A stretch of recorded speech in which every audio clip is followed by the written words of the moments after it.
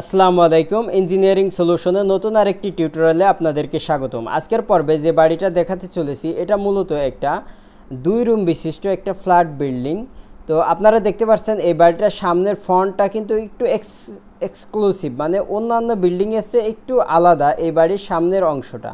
তো মূলত এই অংশটা আমরা সামনের যে অংশটা দেখছেন এটা বারান্দা হিসেবে ইউজ হয়, গ্রাম অঞ্চলে এই ধরনের বারান্দা ইউজ হয়ে থাকে এবং ভিতরের পাশে আমাদের মূল বিল্ডিংটি রয়েছে। তো আপনারা যদি এই ধরনের বিল্ডিং তৈরি করতে চান তাহলে প্রথমত আপনার কি করতে হবে যে আপনার একটা এই যে 3D যে আমি যে 3Dটা দেখাচ্ছি এই বিল্ডিংটা যদি আপনাদের পছন্দ হয়ে থাকে তাহলে প্রথমত আপনার ফ্রন্ট এলিভেশনের সাথে তার ভিতরের একটা ডিজাইন আপনার দরকার হবে। তো আমাদের কাছ থেকে যদি আপনারা ডিজাইন করে থাকেন তাহলে এই ধরনের একটা বাড়ির শুধু আউটলুকিংটা না, আমরা একটা ডিজাইন বই দিয়ে থাকি। আপনারা জানেন আমাদের পূর্বের ভিডিওগুলো দেখে নেবেন যে আমরা ডিজাইন বই কিভাবে দিয়ে থাকি।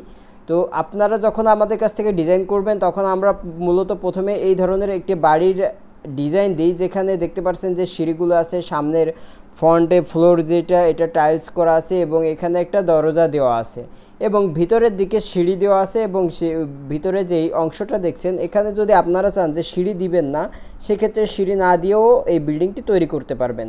তো আমরা চলে যাব এখন এই বিল্ডিংটা যখন আপনি বাস্তবে করবেন তখন শুধু এই ছবি দেখে তো আর আপনি বিল্ডিং করতে পারবেন না, এজন্য আপনাকে একটা ডিটেলিং ডিজাইন দরকার। তো ডিটেলিং ডিজাইনের জন্য আমরা মূলত অটোক্যাডের থেকে আমরা একটা ডিজাইন বই তৈরি করি, সেই বই অনুযায়ী আমরা আপনাদেরকে ডিজাইন বই দিয়ে থাকি। তো আপনারা যদি কম খরচের ভিতরে এই বাড়িটা তৈরি করতে চান তাহলে অবশ্যই আপনাদেরকে প্রথমত একটা ডিজাইন বই নিতে হবে আমাদের কাছ থেকে। ডিজাইন বইতে আপনারা মূলত পাবেন যে একটা প্ল্যান পাবেন এবং প্ল্যান অনুযায়ী কীভাবে কলাম বসবে সেগুলো পাবেন এবং কলাম অনুযায়ী আমরা কিভাবে গ্রেড বিম করব সেই গ্রেড বিমগুলো এবং গ্রেড বিমের রড কীভাবে হবে সেগুলো ডিজাইন থাকবে এবং কলামের যে বেসমেন্ট আছে বেসমেন্ট কতটুকু কোন জায়গায় কোন কলামের বেসমেন্ট কেমন হবে সেটার ডিজাইন থাকবে, বেসমেন্টের রড কিভাবে হবে সেটার ডিজাইন থাকবে, মানে প্রত্যেকটা স্টেপ এবং কলামগুলো কেমন হবে, কলামের রড কেমনভাবে হবে এবং সেই কলাম কতটুকু লম্বা হলে কতটুকু আপনার রড লাগবে সেই হিসাব সহ একটা এস্টিমেট বই আপনাদেরকে দেওয়া হবে এবং সেই সাথে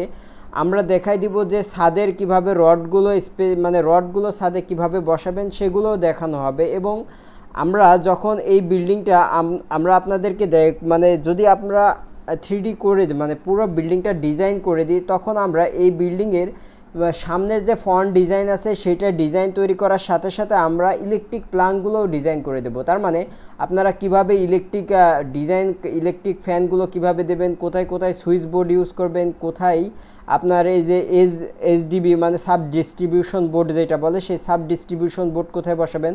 মূলত আউট থেকে যে লাইনটা আসে সেটা প্রথমে সাব ডিস্ট্রিবিউশন বোর্ডে আসে এবং সাব ডিস্ট্রিবিউশন বোর্ড থেকে আমাদের সুইচ বোর্ডগুলোই আপনার লাইনগুলো চলে যায় এবং সেখান থেকে ফ্যান বা লাইটে যায়। তো এই ইলেকট্রিক লাইনগুলো দেওয়া হবে এবং আপনার প্রত্যেকটা স্টেপ বাই স্টেপ কিভাবে কাজ করা হয়। যদি সিঁড়ি থাকে তাহলে আপনার সিঁড়ির ডিজাইনটা দেওয়া হবে যে সিঁড়ি কিভাবে ডিজাইন করবেন সেটা এবং সিঁড়িতে কিভাবে রড হবে সেই রডের ডিজাইনটাও দেওয়া থাকবে।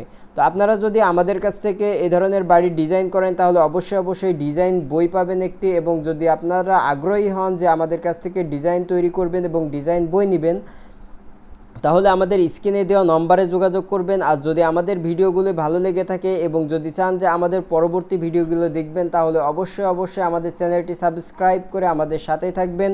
ধন্যবাদ। যদি ভিডিওটি ভালো লেগে থাকে তাহলে শেয়ার করে দিবেন এবং আপনার টাইমলাইনে রেখে দেবেন। আসসালামু আলাইকুম ওয়া রাহমাতুল্লাহ।